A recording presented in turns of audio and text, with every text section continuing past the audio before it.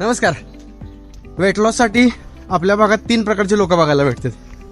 पहिल्या टाईपची लोक म्हणजे ज्यांचं लग्न ठरत नाहीये, दुसरा टाईप म्हणजे ज्यांचं लग्न ठरलंय, आणि तिसरा टाईप म्हणजे आपल्यासारखी ज्यांना ॲस्थेटिक दिसायचं आहे. असे 3 टाईप आहेत. तर या तिघांसाठी पण वेट लॉसचा प्लॅन तो सेमच आहे, सगळ्यांसाठी सेमच आहे. तर मग नमस्कार, मी शोभेश मोहिते. आज आपण बोलणार आहे त्या 3 चुका ज्या माझ्याकडून माझ्या जर्नीत झाल्या. आता तुम्ही माझं काय ऐकलं पाहिजे, माझ्याकडून टिप्स का घेतल्या पाहिजेत, कारण मागच्या 1 वर्षात मी ऑलमोस्ट 20 ते 22 किलो वजन कमी केलं. तर ते कसं केलं आणि त्यात ज्या झालेल्या सगळ्यात महत्त्वाच्या 3 चुका आहेत त्याबद्दल आपण आज बोलणार आहे. 3 चुकांपैकी 3 नंबरची जी चूक आहे ती सगळ्यात मोठी चूक आहे माझी आत्तापर्यंतची, त्याच्यामुळं ती नक्की ऐका. सगळ्यात पहिली चूक, नवीन सुरुवातीला जिमला गेल्यावर किंवा कुठला पण वर्कआउट करताना आपल्याला फास्ट रिझल्ट पाहिजे असतात. म्हणजे कधी एकदा वजन कमी होतं आणि कधी एकदा आपण फोटो अपलोड करतोय, अशी एक गडबड असते प्रत्येकाला. तर मग तशीच मला पण होती. माझे गोल्स थोडेसे वेगळे होते, पण गडबड ॲट द एंड गोल तेच होतं. मग यात हे करताना सगळ्यात मोठी चूक माझी काय झाली तर डुईंग एक्सेसिव्ह वर्कआउट. माझे सेशन्स 2.5-3 तास लांब असायचे वर्कआउट सेशन्स. आता आपल्या वयातल्या मुलांकडे वेळ असतो, ज्यांचं लग्न ठरत नाही आहे किंवा ज्यांचं लग्न ठरलं त्यांच्याकडे इतका वेळ नाही आहे. पण आता आपल्या वयातल्या मुलांचं बोलायचं झालं तर त्यांच्याकडे वेळ असतो. मग माझे सेशन्स 2 ते 2.5 तास लांब मोठे असायचे, आणि त्यानंतर माझा अर्धा ते पाऊण तास हे कार्डिओ सेशन असायचा. याच्यामुळं काय व्हायचं, एक्सेसिव्ह ट्रेनिंग व्हायचं बॉडीचं. आणि मग जितकं प्रॉपर डाएट, प्रॉपर झोप, प्रॉपर बाकीच्या गोष्टी असून पण जो रिझल्ट मला पाहिजे होता तो मला मिळत नव्हता. मग थोडंसं रिसर्च केल्यानंतर मला कळालं की प्रॉपर जो एक ट्रेनिंगचा सेशन आहे तो 1 ते 1.5 तासाच्या मध्ये असला पाहिजे, ना त्याच्यापेक्षा जास्त ना त्याच्यापेक्षा कमी. त्याच्यामुळं थोडासा अभ्यास केल्यानंतर मला एक गोष्ट कळाली की 1-1.5 तास आपण एक सेशन केला पाहिजे. मग ही सगळ्यात पहिली गोष्ट की जर तुम्ही पण असे 2-3, 2.5 तासाचे सेशन्स करत असाल तर तुमचा सेशन टाईम थोडा कमी करा, तो 1-1.5 तासावर आणा आणि तुम्हाला तुमचे रिझल्ट दिसतील. कारण हे बदल केल्यानंतर मला माझे रिझल्ट दिसायला लागले. येस.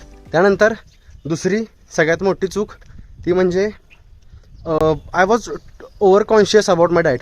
म्हणजे मला माझ्या डाएटबद्दल असं वाटायचं की काय थोडी जरी चुकी झाली तरी असं वाटायचं की काय चुकलं आहे, काही इतकी मोठी चूक केल्यासारखं वाटायचं.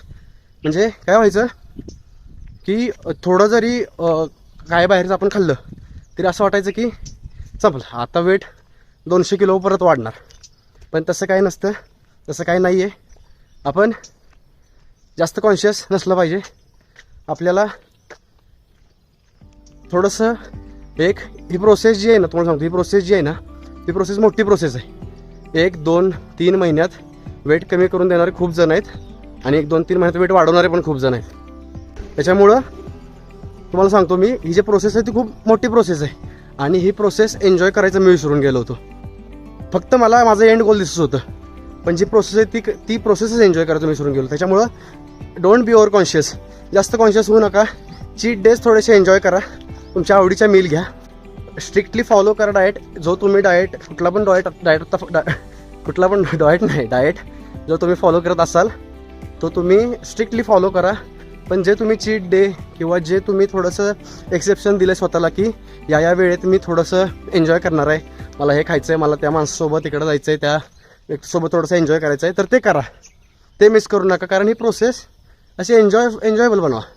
असं जास्त असं बंधनं आली की माणसाला कधी त्यातून सुटतं असं होतं. त्याच्यामुळं बंधनं येतील असं करू नका. स्ट्रिक्टली फॉलो करा. फक्त एखादा दिवस थोडंसं एन्जॉय करा. प्रोसेसला एन्जॉयबल कसं बनवाल हे आपण कधीतरी बोलूच परत. फक्त आत्ता ते तुमच्यावर आहे, तुम्ही कसं एन्जॉयबल बनवाल. त्याच्यामुळं प्रोसेस एन्जॉयबल करा आणि त्याची मजा घ्या. त्यानंतर सगळ्यात मोठी चूक जी नंबर 3ची चूक, ज्याची तुम्ही वाट बघताय ना, हां, ज्याची तुम्ही वाट बघताय ती म्हणजे इंजुरीजला कधीच अंडर एस्टिमेट करू नका. छोटीशी इंजुरी अव्वाचा सव्वा कधी होईल काही सांगता येत नाही. लक्षात घ्या, अव्वाचा सव्वा होईल कधी सांगता येत नाही. त्याच्यामुळं इंजुरीजला अंडर एस्टिमेट करू नका. माझी सगळ्यात मोठी चुकी तीच आहे. जेव्हा मी सुरुवातीला वर्कआउट करायचो 2.5-3 तास वेट ट्रेनिंग आणि त्यानंतर अर्धा पाऊण तास कार्डिओ, माझे नीज, मी रनिंग करायचो, फुल स्पीडनं रनिंग करायचो, माझे नीज दुखायचे, नीजमधून त्याच्या कळा यायच्या डेंजरसमधल्या. पण तरी पण ते असतं नाही का की करायचं आहे आणि केलं, पण त्याचे कॉन्सिक्वेन्सेस जे आहेत ना ते आत्ता थोडेसे भोगायला येत आहेत. म्हणजे कसं, तर जे तेव्हा केलं, तेव्हा पडलो, तेव्हा नीजला जो त्रास व्हायचा तो असा निग्लेक्ट केला, त्याच्याकडे लक्ष दिलं नाही, पण ते आता नाही दुखतात. म्हणजे इतक्या प्रमाणात नाही दुखत, पण दुखतात. जो शोल्डर थोडासा कधीतरी दुखायचा, पण त्याच्याकडे आपण लक्ष दिलं नाही, त्याच्यामुळं ते वाढलं. मग याच्यातून शिकलं काय पाहिजे, म्हणजे मी काय शिकलो आणि तुम्ही काय शिकलं पाहिजे माझ्या चुकातून. कारण चुकातनं शिकलं पाहिजे. स्वतःच्या चुकातून शिकत बसला तर आयुष्य कमी पडणार. मागच्या वेळी पण झालं आपलं बोलणं, परत एकदा की स्वतःच्या सगळे एक्सपिरियन्स घेत बसला तर काय खरं नाही. त्याच्यामुळं माझ्या चुकातून काहीतरी शिका हा ना. तर मग मोरल काय तिसऱ्या चुकीचं, तर इंजुरीज छोटी जरी असेल तरी तिला इग्नोर करू नका. ती कुठली पण असू द्या, बॉडीचीच असेल, म्हणजे फिजिकलच असेल असं नाही, बाकीची कुठली पण इंजुरी असू द्या, मेंटली पण इंजुरी होतात. त्याच्याकडे पण दुर्लक्ष करू नका, त्याच्याकडे लक्ष द्या. हवी असेल तर थोडी रेस्ट घ्या, हवी असेल नाही रेस्ट घ्या. दुखत असेल जास्त प्रमाणात तर रेस्ट घ्या, रेस्ट शिवाय पर्याय नाही. रेस्ट घ्या, बॉडीला पूर्ण रिकवर होऊ द्या.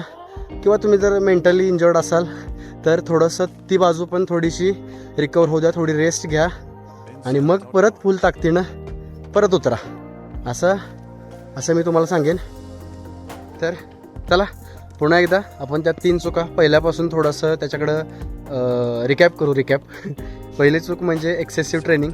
जास्त ट्रेनिंगनं जास्त बॉडी बनत नाही, त्याच्यामुळं ट्रेनिंग मापात करा, मापात पाप करा. थोडंसं 1-1.5 तासाचं ट्रेनिंग सफिशियंट आहे, तेवढंच ट्रेनिंग करा.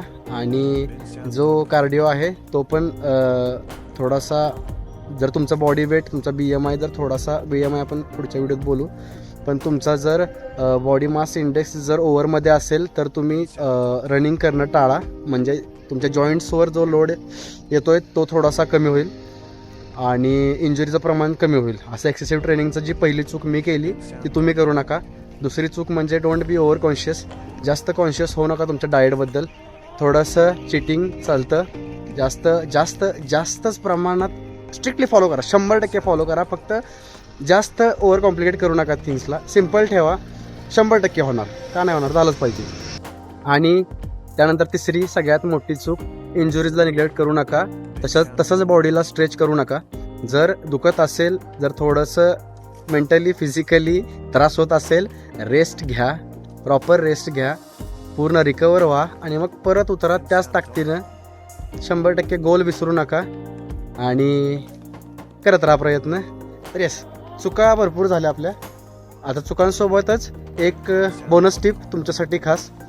जर तुम्ही सातारासारख्या शहरात राहत असाल तर, नाही, आता आपले बघणारे बऱ्यापैकी सातारा शहरातलेच आहेत. जर तुम्ही इथं राहत असाल तर बाहेर पडा घरातून, फक्त घाटात जाऊ नका. घाटापेक्षा आपल्या साताऱ्यात बरंच काय फिरण्यासारखं, तिकडं फिरा. कधीतरी इकडे या अजिंक्य ताऱ्यावर आणि कधीतरी इथून हा नजारा बघा. त्याच्यामुळं नेचरमध्ये जा. तुमच्या फिजिकल इंजुरीसोबतच, मेंटल इंजुरीसोबतच, इमोशनल इंजुरीसोबतच जे काय सगळ्या इंजुरीचं आहेत त्या सगळ्या नीट होऊन जातील. नेचरमध्ये जावा आणि एन्जॉय करा. आपण हा व्हिडिओ संपूया इथंच. कसा वाटला 100%, 100 वेळा 100 जणांना सांगा आणि मला पण कळवा. आणि लाईक करा, शेअर करा, सबस्क्राईब करा. आणि अजून काय म्हणतात, लाईक करा, फॉलो करा, कमेंट करा. या सगळ्या गोष्टी ज्या तुम्हाला माहिती आहेत त्या करा. चला, आज के लिए इतना ही. मिलते हैं फिर कल नए दिन नए उम्मीद के साथ. तब तक के लिए राम कृष्ण हरी. Stay strong.